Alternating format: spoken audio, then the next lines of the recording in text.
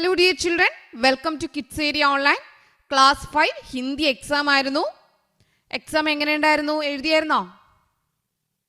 Okay, അപ്പോൾ നമുക്ക് question answers ഒക്കെ ഒന്ന് നോക്കിയാലോ? നോക്കാം.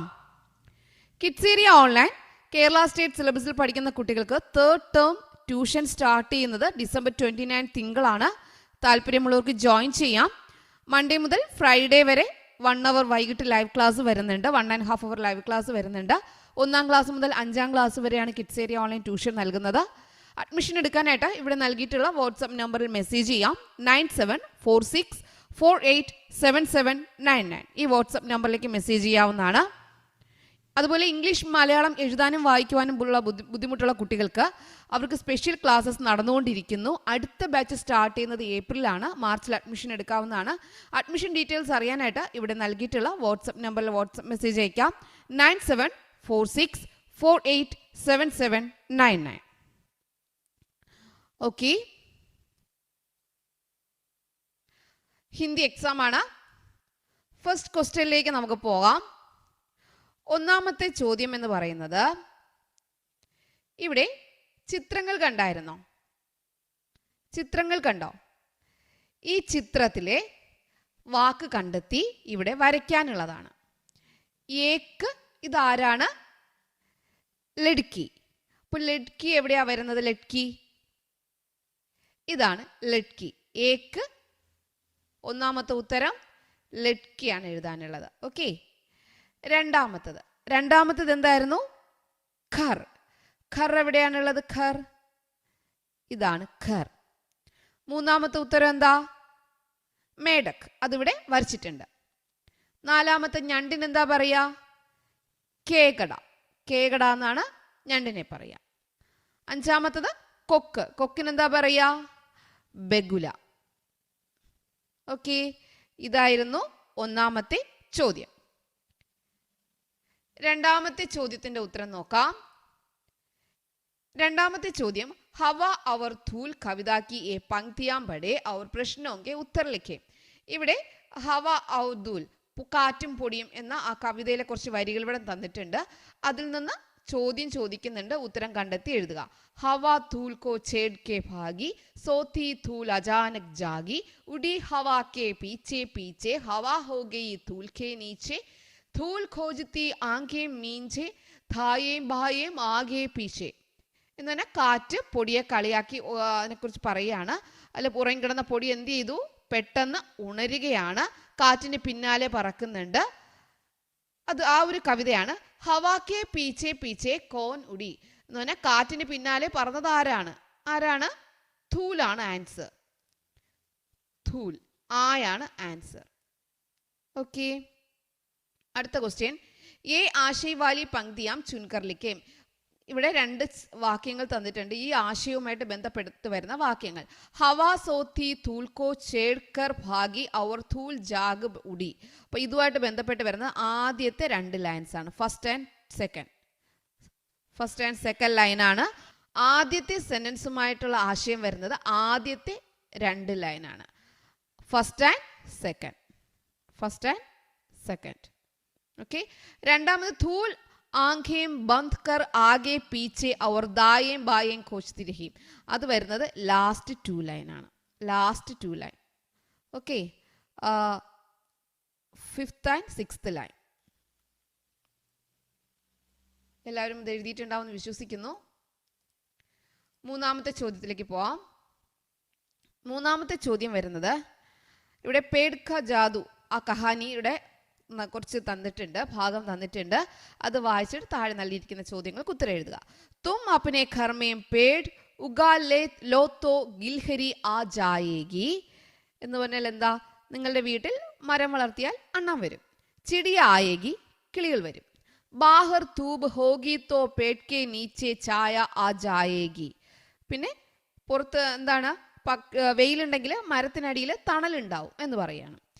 ഇതിലേത് പ്രസ്താവനയാണ് ശരി? പേഡ് കെ ഹോനെ സെ ധൂബ് ആയേഗി, മരങ്ങളുടെ സാന്നിധ്യം സൂര്യപ്രകാശം നൽകുമെന്ന് പറയുന്നു. പേഡ് കെ ഹോനെ സെ ഛായ ആകി, മരങ്ങളുടെ സാന്നിധ്യം തണൽ നൽകുമെന്ന് പറയുന്നുണ്ട്. പേട് കെ ഹോനെ സെ ചിടിയ നഹി മായെങ്കിൽ, മരം ഉണ്ടെങ്കിൽ പക്ഷികൾ വരില്ല എന്ന് പറയുന്നുണ്ട്. പേട് കെ ഹോനെ സെ ഗിൽഹരി നഹി മായെങ്കിൽ, മരങ്ങളുണ്ടെങ്കിൽ അണ്ണാൻ വരില്ല എന്ന് പറയുന്നുണ്ട്. ഏതാ ശരി ഉത്തരം? മരങ്ങളുണ്ടെങ്കിൽ തണലുണ്ടാവും, അതാണ് ശരിയായ ഉത്തരം. പേട് കെ ഹോനെ സെ ഛായ ആയെങ്കിൽ, മരങ്ങളുണ്ടെങ്കിൽ തണലുണ്ടാവും.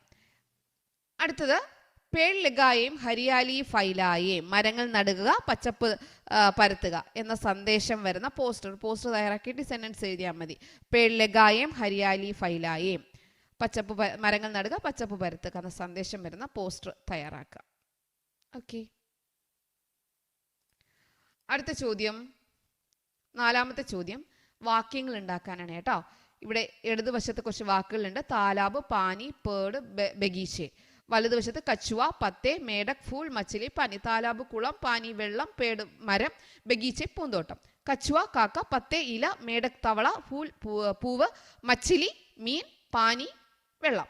അപ്പൊ ഇത് വെച്ചിട്ട് ഒരു 5 സെന്റൻസ് ഉണ്ടാക്കാം. 5. താലാബുമേം പാനി ഹേ, കുളത്തിൽ വെള്ളമുണ്ട്. അതുപോലെ നമുക്ക് എന്ത് എഴുതാം? ബഗീച്ചേമേം ഫൂൽ ഹേ എഴുതിക്കൂടെ? ബഗീച്ചേമേം ഫൂൽ ഹേ, നമ്മുടെ പൂന്തോട്ടത്തിൽ എന്തുണ്ട്? ബഗീച്ചേമേം ഫൂൽ ഹേ,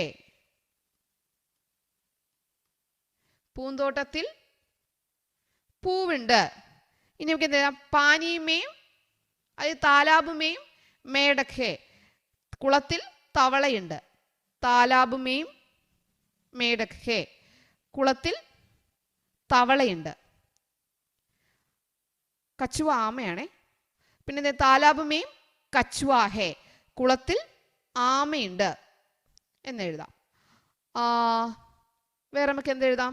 പാനിമേം മച്ചിലി ഹേ, വെള്ളത്തിൽ മീനുണ്ട് എന്നെഴുതാം. ഒരു ഏകദേശം ഒരു ഐഡിയ കിട്ടിയിട്ടുണ്ടാവും. താലാബ് നമുക്ക് കച്ചുവ എഴുതാം, താലാബില് മേടക്ക് എഴുതാം, താലാബില് മച്ചിലി എഴുതാം. ഓക്കെ, ഇനി പാനിയിൽ നമുക്ക് എന്തെഴുതാം? വെള്ളത്തിൽ പൂവുണ്ടാവും. താലാബിൽ പൂവ് ഉണ്ടാവും, താമരപ്പൂവില്ലേ, അതും നമുക്ക് വേണമെങ്കിൽ എഴുതി ചേർക്കാം. ബഗീച്ചേമേം ഫൂൽ ഹേ, പൂന്തോട്ടത്തിൽ ഓരോ സെന്റൻസ് എഴുതുക. ഓക്കെ, പിന്നെ മരത്തിൽ ഇലയുണ്ട്, അത് എഴുതാം.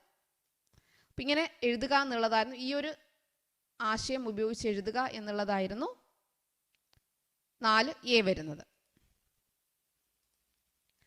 4B വരുന്നത് ചിത്ര ദേഖേം അവർ നമൂനയ്ക്ക് അനുസാർ 5 വാക്യം ലിഖേം. ഇവിടെ നൽകിയിരിക്കുന്ന ആകാശമേം ബാദൽ ഹേ, ആകാശത്തിൽ ബാദൽ ഉണ്ട്, അപ്പൊ അതുപോലെ വാക്യം തയ്യാറാക്കി എഴുതുക എന്നതാണ് അടുത്തത്. ഇതും എളുപ്പമാണ്. നമ്മൾ നേരത്തെ പറഞ്ഞതുപോലെ തന്നെ ഇതും തമ്മിൽ വാക്യങ്ങൾ ഉണ്ടാക്കുക.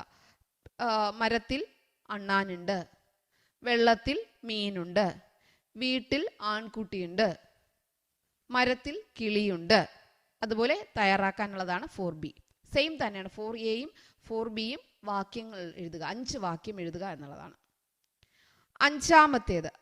അഞ്ചാമത്തേത് ഇവിടെ ഒരു കവിത തന്നിട്ടുണ്ട്. പപ്പി, നമ്മുടെ പിള്ള കവിത നൽകിയിട്ടുണ്ട്. അത് നോക്കിയിട്ട് നമ്മൾ ഇവിടെ നൽകിയിരിക്കുന്ന ചോദ്യങ്ങൾക്ക് ഉത്തരം എഴുതുക എന്നുള്ളതാണ്. നമുക്കത് അറിയാം, പഠിച്ചതാണ്. നീതുക്കാത്ത പില്ലായ, നീതുവിനൊരു നായ്ക്കുട്ടിയുണ്ട്. ബദൻ പേ ഉസ്കെ രൂയെ മനേക്, അതിൻ്റെ ശരീരത്തിൽ നിറയെ എന്തുണ്ട്? രോമങ്ങളുണ്ട്. ചോടി ഠാങ്കേം ലംബി പൂഞ്ച്, ബൂരി ദാടി, കാലി മൂഞ്ച്, മക്കി സേ വഹ് ലിഖ്താ ഥാ, ഖടേ ഖടേ ഗിർ പട്താ ഥാ. ഇതിൽ വാക്യപടെ അവർ സഹി വികൽപ് ചുൻകർ ലിഖേം. ഇതിൽ ശരിയായിട്ടുള്ളത് ഏതാണ്? കേവൽ 1 സഹി, ഒരെണ്ണമാണോ ശരി?